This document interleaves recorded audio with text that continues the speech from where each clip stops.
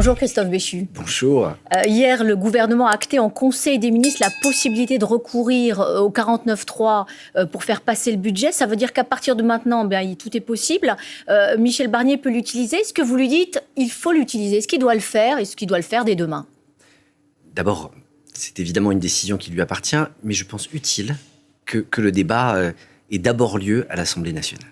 On voit bien, au vu, j'allais dire, à la fois de la multiplication des idées pour aller créer des nouveaux impôts ou des désaccords qui sont en train de s'exprimer, que c'est quand même pas gagné pour que les députés se mettent d'accord et rendent une copie qui permette à notre pays d'avoir un budget. Mais il faut laisser cette chance d'abord au Parlement. Le 49.3, il n'a pas été conçu pour éviter, pour empêcher le débat parlementaire. Il a été conçu pour que si ce débat parlementaire n'aboutit pas et qu'on a un risque de se retrouver sans budget, le gouvernement puisse prendre à ce moment-là des décisions de manière plus unilatérale. Il y en a pourtant qui le poussent à abréger ces débats. Gabriel Attal notamment, Laurent Wauquiez notamment.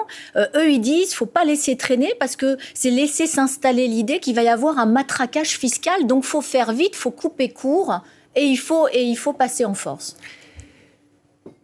Malheureusement, le spectacle donné au cours de ces dernières heures par le socle commun, avec une incapacité à faire élire un président de commission ou un vice-président de l'Assemblée nationale, parce que précisément, il y a eu des bisbilles, des disputes, des guerres d'ego entre les uns et les autres, n'ont pas donné le bon spectacle. Moi, je crois au contraire que des débats parlementaires qui permettent à la coalition de montrer qu'elle est soudée, de tenir les tranchées sur un certain nombre de sujets pour éviter des hausses d'impôts trop massifs, c'est souhaitable pour construire la solidité de cette coalition et que le 49.3, il doit être utilisé, le moment venu, après un temps raisonnable pour le débat parlementaire. Sauf que plus les débats avancent, plus on a l'impression qu'il y a des fractures au sein de cette coalition. Je prends juste un exemple, la taxe des hauts revenus, temporaire dans la version de Michel Barnier, elle a été élargie et pérennisée, non seulement avec l'aide de la gauche, mais aussi avec celle du MoDem. Le MoDem, c'est censé être un allié de Michel Barnier. Le roi est nu.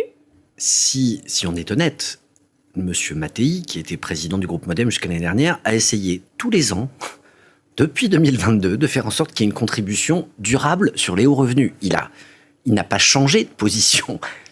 Mais l'intérêt général, en tout cas l'intérêt de Michel Barnier, ça ne doit pas primer ce socle commun? Ce qui prime, c'est que notre pays a un budget.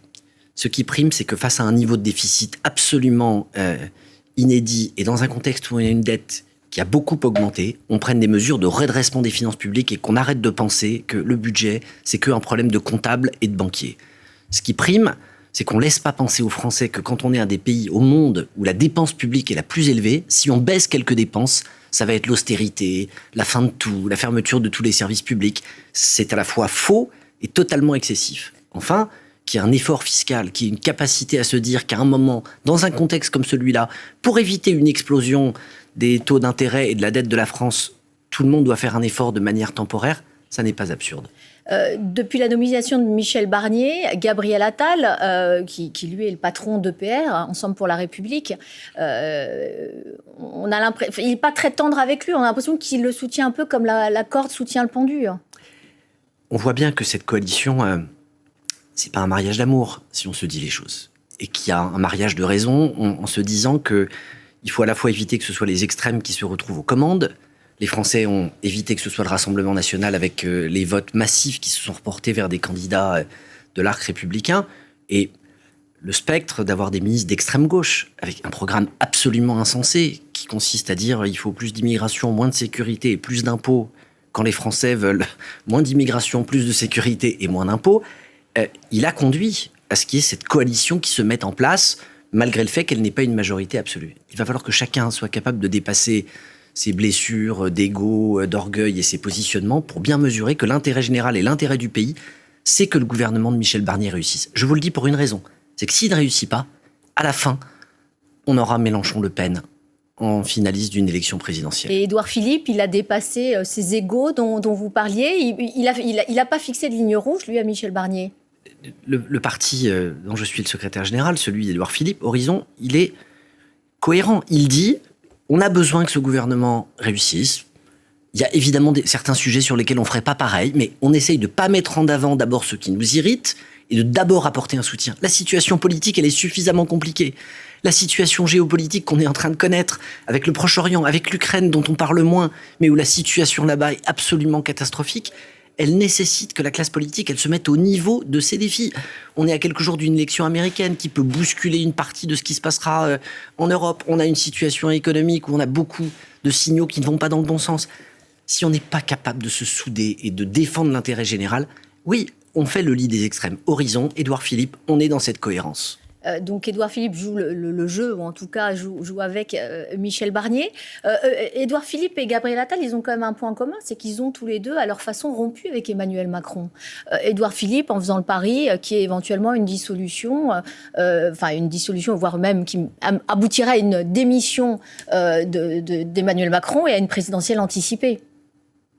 Édouard Philippe, il a annoncé sa candidature en disant au mois d'octobre, de manière tranquille. On n'a pas fait une kermesse, on n'a pas invité... Un drôle de moment quand même, le timing était étrange, il n'y avait pas de gouvernement, il n'y avait pas de Premier ministre. Il y a eu une officialisation de ce que tout le monde savait. Personne n'a été surpris de se dire que Édouard Philippe se préparait pour la prochaine élection présidentielle. Et au contraire, je pense que ça avait du sens. Parce que dans un temps où on était en train de se demander, il se passe quoi demain ou la semaine prochaine, le fait de dire, il va falloir prendre des mesures pour les semaines et les mois qui viennent, avec une coalition qui devrait être la plus solide possible, mais qui ne sera pas très stable. En revanche, le cap, le moment où il faudra proposer au pays un certain nombre de réformes, y compris institutionnelles, il arrive, je m'y prépare, j'y travaille. Mais il a laissé penser qu'il était prêt pour une présidentielle anticipée. Parce qu'on est entré dans un temps où des choses qui semblaient totalement impossibles ou improbables sont arrivées. Et nous ne souhaitons pas qu'il y ait une présidentielle anticipée. Parce que ça voudrait dire que ce sont les institutions qui sont menacées. Ça voudrait dire que le calendrier électoral, le rythme de la République serait bouleversé. Mais ne pas s'y préparer, compte tenu de ce que nous sommes en train de vivre, ce serait un manque de responsabilité. Donc Édouard Philippe est prêt. Nous sommes en train de préparer le parti. On a annoncé il y a quelques jours une nouvelle étape. D'ici mercredi prochain, on communiquera sur une trentaine de secrétaires nationaux thématiques pour commencer à décliner le programme massif qu'il a promis aux Français à partir de l'année 2025. On va débuter cette même année 2025 par un tour de France avec des grandes réunions dans beaucoup d'endroits. On va finir de modifier nos statuts. Christelle Morancé est devenue présidente de la CNI. Bref, on se met en ordre de bataille, en ordre de marche et paré à toutes les situations. Deux dernières questions rapidement. Un mot sur ce député, l'insoumis Andy Kerbrat, qui a été pris en flagrant délit d'achat de drogue dans le métro parisien auprès d'un trafiquant mineur. Est-ce qu'il doit démissionner ? Il doit se soigner.